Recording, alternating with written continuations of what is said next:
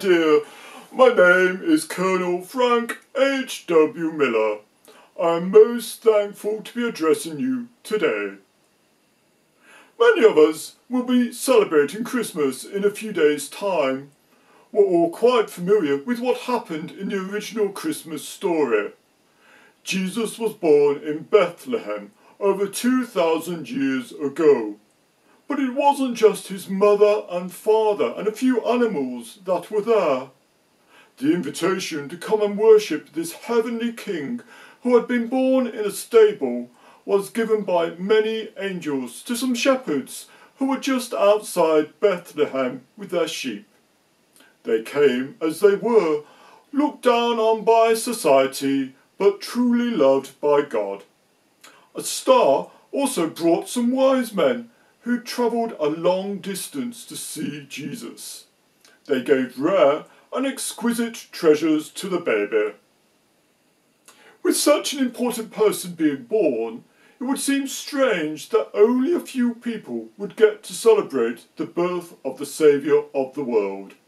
How inconceivable that only around 20 people would mark the birth of the most important VIP ever born. Thankfully, the invitation to worship Jesus wasn't just for the shepherds and the wise men. Hurrah! One of my favourite carols is O Come, O Ye Faithful, which was originally written in Latin roughly around 300 years ago. It reminds us all that we are invited to worship Jesus too. We can celebrate his birth. We can adore him. We don't physically go to Bethlehem to worship Jesus, but we open our lives to him and behold him here where we live. I can still remember my dear grandmama singing this hymn in the 1950s. The choir she was in were excellent with their harmonies, but the metaphorical roof was raised because of the conviction they sang this carol with.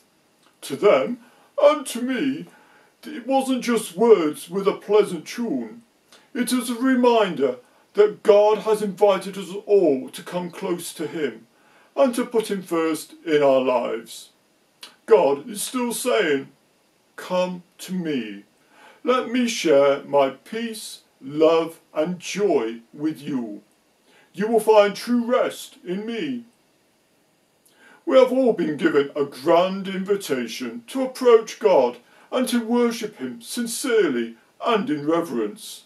Let's all accept it. I hope to discuss some more important topics with you in the future, but in the meantime, open your life to God and ask him to speak to you. Put God first. Seek God above everything else. Make him the top priority in your life.